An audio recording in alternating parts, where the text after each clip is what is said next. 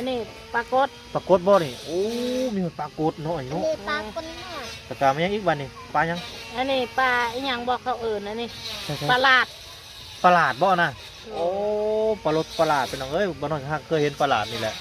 มาผีลายปลาชนิดอะไรพี่น้องเอ้ยปลาบูก็มีแล้วเป็ดมันสวบเป็ดมันซีมมันยืมไปได้จะหน่อยนะโอ้ได้ลายปลาลีมันนี่เอาปลาดุกบ่นะฮะ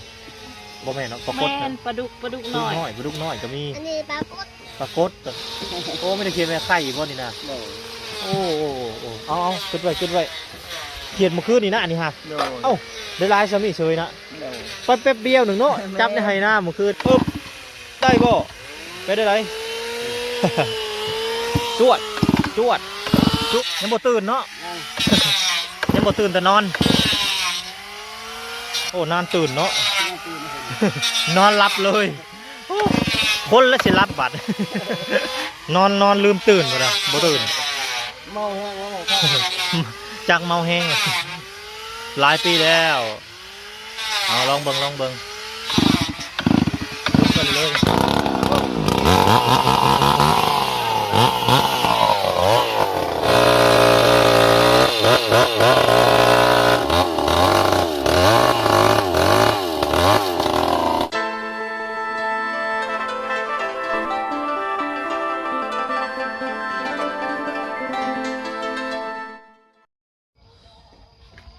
น้องไปน้องเปิดภาพมาตอนนี้ว่าต่อมาตอนเช้าคือเก่าคือเดิมหลังจากไปก้าน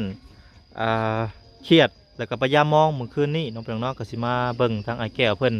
มาแต่ยามมองตอนเช้าว่าสิมันสำใดน้องไปน้องหรือว่าบ่ถึกเลยบ่เพราะว่าเมื่อคืนนี่มองขาดไปน้องเนาะ2หูกุ้งปึ้งอยู่โลหมดสร้างบ่ซัดซะเนาะเอ้าสบายดีเด้อพ่อแม่พี่น้อง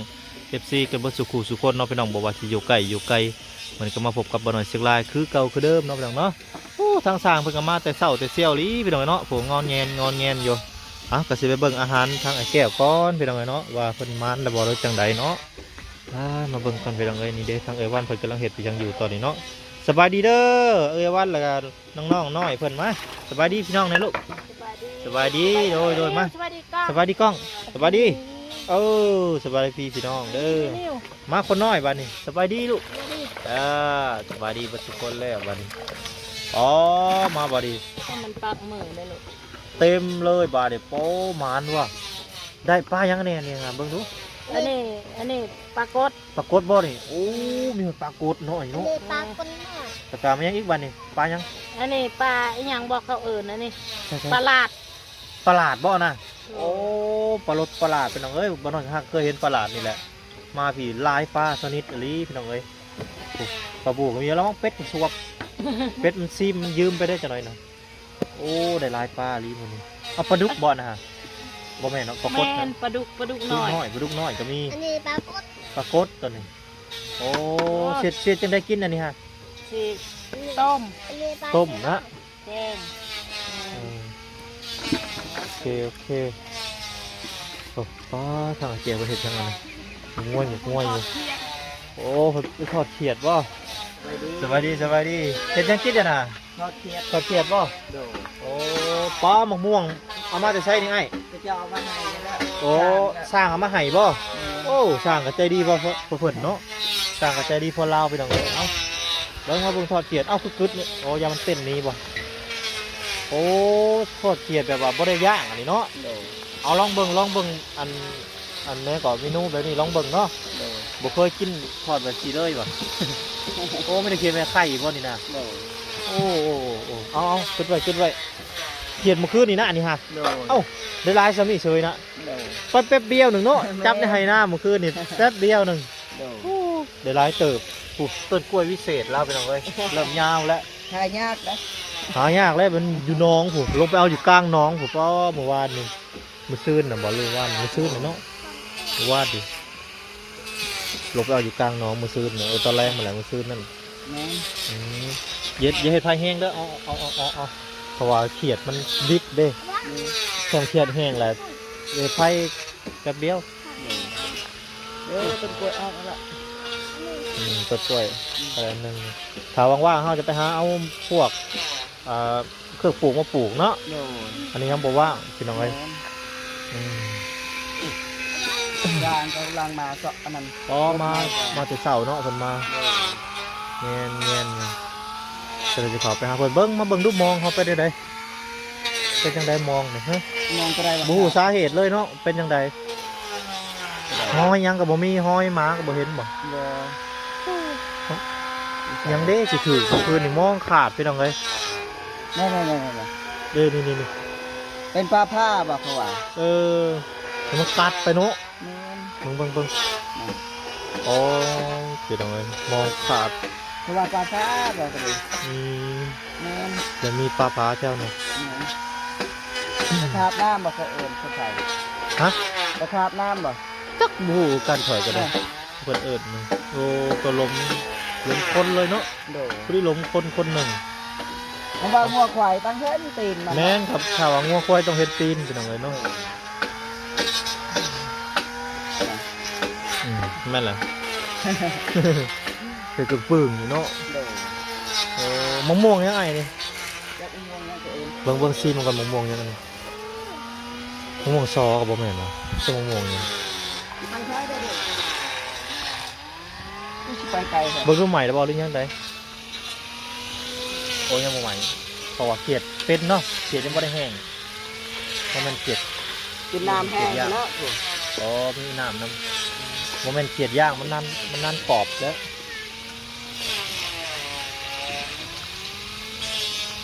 กัดไว้โอ้ไปล่างมะม่วงซีผมก่อนพี่น้องเลย ซีมะม่วงก่อนสั่งมาแล้วเนาะบัดนี้ปะตัวสบายดีเด้อสั่งเด้อสบายดีตอนเช้าเนาะสบายดีมา2 คนบอกมื้อนี่เป็นจังไดอ๋อมา3 คนแต่ มันยังไปเอาอันนั้นตัดทุกสิ้น อ๋อ ตัดปลายเท้านี่ โอเคเพิ่นยังไปเอาเครื่องมือพี่น้องเอ้ยมาตัดเสาเราตัดสติ้งเลย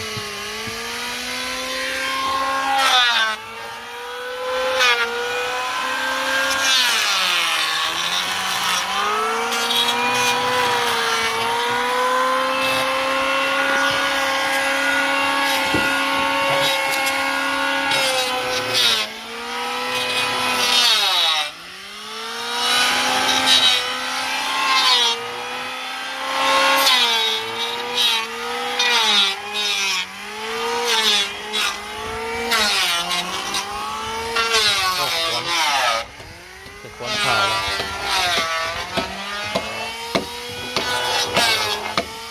จะควนข่าวน้ำเพลิง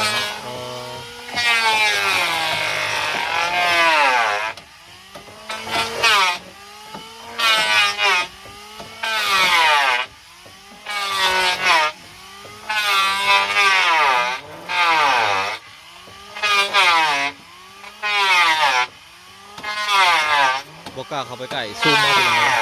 ยันขวัญ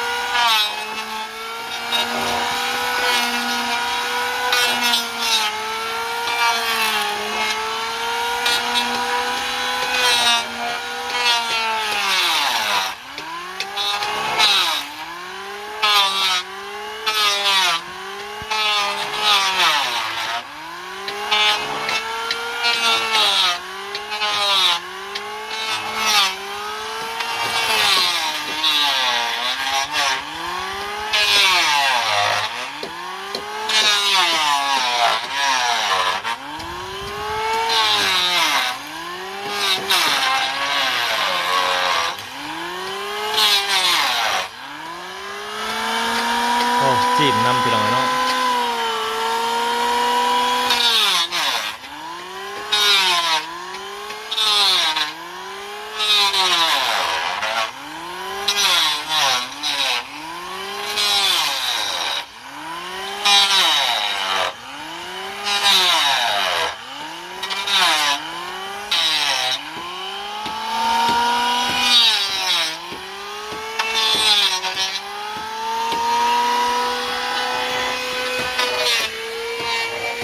จะเสร็จแล้วเราพี่น้องเนาะทาง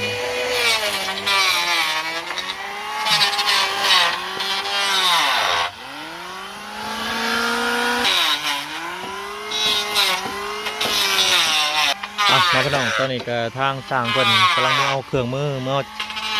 เอาเครื่องมือมาตัดเสาเนาะพี่น้องจักสติ้งบ่หรือว่าเรือไฟฟ้ากระบูกันเนาะพี่น้องเนาะเพิ่นมาเอาเครื่องมือเพิ่นทีนี้ตอนนี้กำลังปรุงอยู่พี่น้องเนาะปรุงปลาอยู่เสร็จเนี่ยได้กินเนาะตอนนี้ก็ทางไอ้วันเพิ่นกำลังข้างปลาขึ้นแล้วเนาะรู้ว่าเมนูยังอันนี้ฮะ แกง แกงเนาะแกงก็ดีกันแกงเราเป็นไง เป็ดขา ปิดฟ้ากันไปแล้วปิดฟ้าไปทีเรียบร้อยเนาะโอ้ทางนี้เขียดคือสิใหม่เดี๋ยวมาพลิกให้ไอ้แก้วคนก่อนพี่น้องเนาะไอ้แก้วคนคาเวียกน้อยนึงพาทางอันดีคนไปอันนั้นเนาะไปถ่ายพี่น้องเลย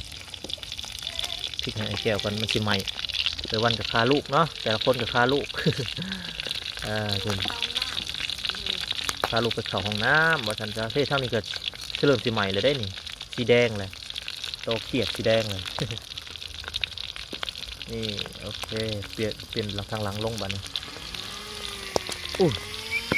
แต่ย่านแท้มันแตกตุกจับอยู่พี่น้องเนาะไข่มันแตกบุ่มก็มาเรียบร้อยเบิดเลยหนาบ่หน่อย บังปินมา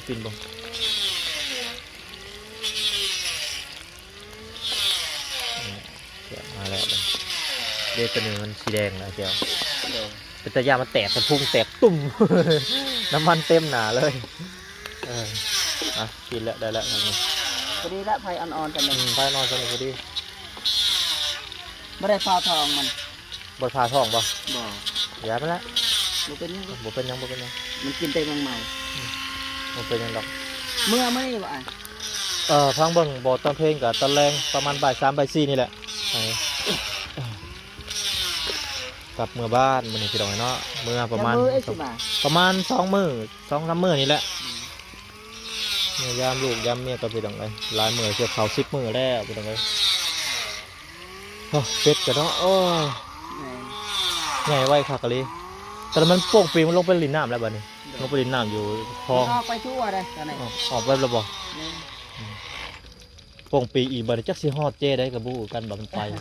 ย่านผู้แลเขาป่าบ่ได้บัดนี้โป่งอีกบ่ได้ไปเลยบัดนี้บ่กลับมาเลยสมมุติมันไปเลยได้จะเฮ็ดได้จะเนาะมันไปแหละเนาะถ้ามันไปแล้วก็ตัวมันไปหั่นแหละมันเอากลับคืนบ่ได้เฮ็ดได้ซะเนาะเอาเป็ดสมมุติมันโป่งปีแล้วมันไปเลยและมันนำหาบ่เห็นแล้วบ่เขียนชื่อไว้เด้อโตมันเนาะสิไปนำเฮือนไผก็มันคือเป็ดนะประมาณว่าผักหอมยังนี่นะ หอมปอบ ตัวนี้ผักหอมปลอมเนาะ แม่ได้ยินหอม แม่นี่ดีแม่นะหอมบ่หอมปลอมไก่ชิฮูจักสนิทพักแล้วไปตรงเลยเนาะโอ้สั่งมาแล้วพี่น้องเครื่องมือมาแล้วโอ้ใส่แบบนี้มาเลยบ่ มาตัดตีนเสาบ่โอเคเครื่องมือมาแล้วป้อลินย่อยอยู่พี่น้องเอ้ยรถหนังมาเลยเนาะอันนี้จ้ะถอดตีขัดแอวมานำบ่มีคนถือเนาะจำเป็นในเหตุแบบสิ ขักลายไปดอกเลยนี่จับสติงมาแล้วพี่น้องเลย เอาจะปีตัดมาได้ไหม ฮะ ว่าจะเอาจานตัดมาได้ โอ้มันใหญ่บ่แบบมันใหญ่หมด โอ้มีแต่รุ่นใหญ่ต้องรุ่นใหญ่เนาะรุ่นน้อยตัดรุ่นน้อยพี่น้องเอ้ยรุ่นใหญ่ตัดรุ่นน้อยบ่ได้เด้รุ่นน้อยตัดรุ่นใหญ่บ่ได้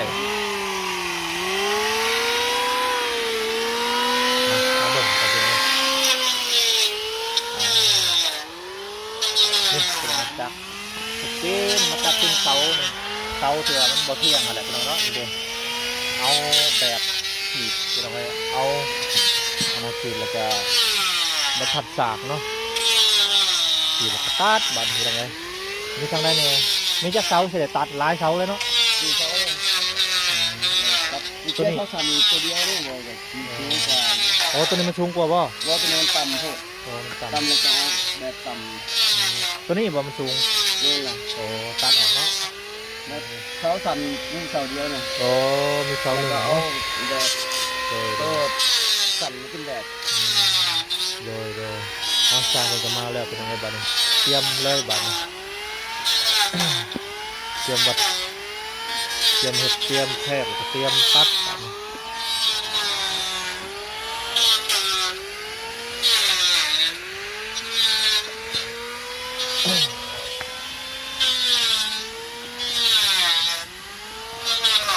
ไอ้อีกบัน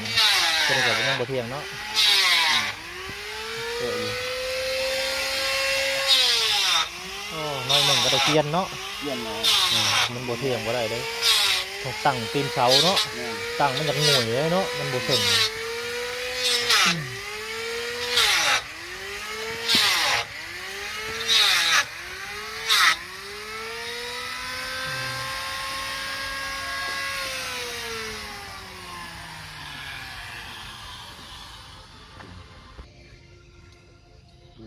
เอาตัวยาวตัวยาว หน่วยบากแล้วตัดเสา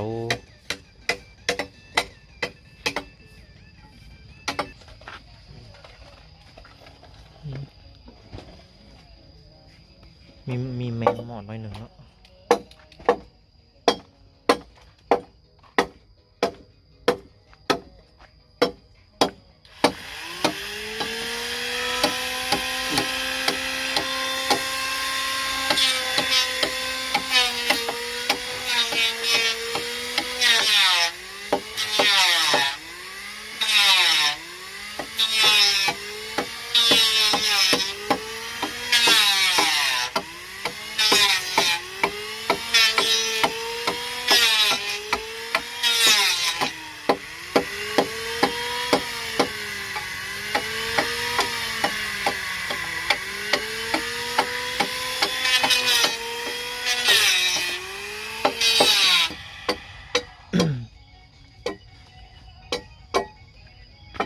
ความยาวเท่าไรนะสร้างขึ้นมาหัวมัน ขึ้นมา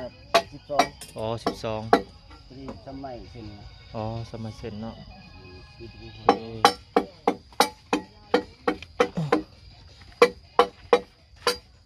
ไม่เซนก็12ขึ้นมาเนาะ ได้13เลย เผื่อไว้น้อยหนึ่งเนาะ เดี๋ยวให้ถึงเลยนี่ เลื่อนนิดนึงก็ยามันเนาะ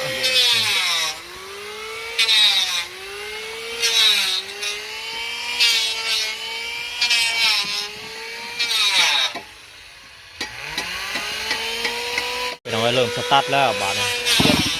ปึ๊บได้บ่ไปได้ไร จวดจวดจวดจวดจวดโอ้ได้แล้วได้แล้วไปแล้วปึ๊บปึ๊บโอ้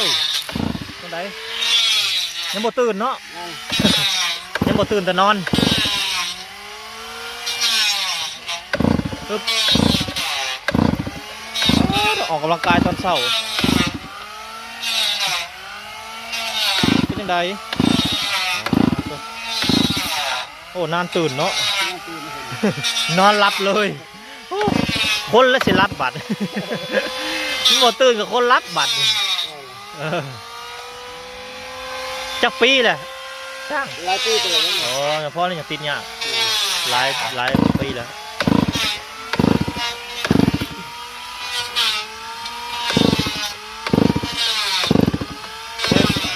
น้ำมันมีอยู่บ่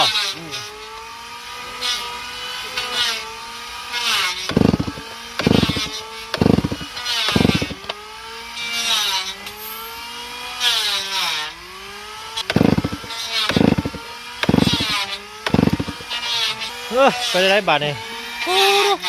เมื่อยก่อนเฮ็ดเวียกดึงจักเลย ถ้าคอยดึงดอกป้าตัวสิเป็นนั่นสิตาย เอาให้ ลุกลงสบาย กินกันนอนลืมตื่นบ่ล่ะบ่ตื่น เมาแห้งแล้ว จักเมาแห้งหลายปีแล้วเอาลองเบิ่ง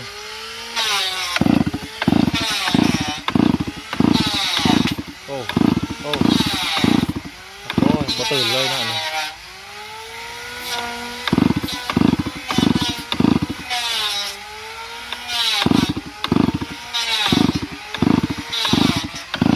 ลุกกันเลย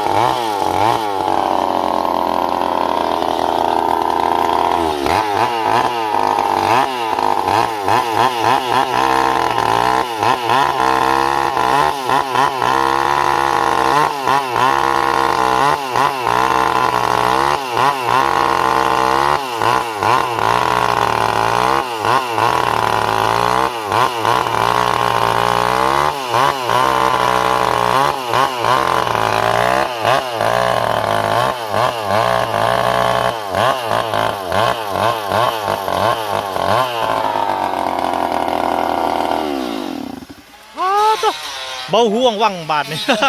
มีแห้งหูเด้โอ้แห้งลิเนาะดังแห้งแท้นี่ ท่อเขาเนี่ย โอ้ท่อออกบ่ นั่นแหละ อ๋อโตดังบังเสียงโอ้โหพี่น้องกดโพดังถ้าได้ติดแล้วก็จะบ่อยากมอดถ้าได้มอดแล้วก็จะบ่อยากติด โคตรเลยเดี๋ยวนอนอยากนอนรับเลยโอ้ห้องอยู่พี่น้องเอ้ยห้องอยู่ดังกว่างโอ้เสาบ่แล้วบ่ได้เอายังเกียร์นี่บ่หรือเบิดเลยบ่เท่านี้บ่ มันนั่นคืออันใส่บนเสา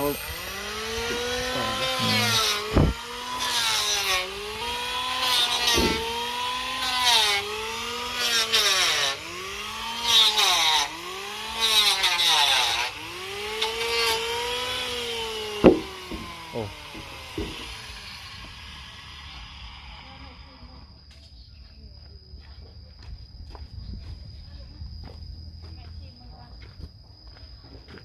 เป็นคนละอย่างไปลองจังแล้วไว้เนาะเฮ็ดน้ำ เห็นแรกก็เลยจังโอ้ย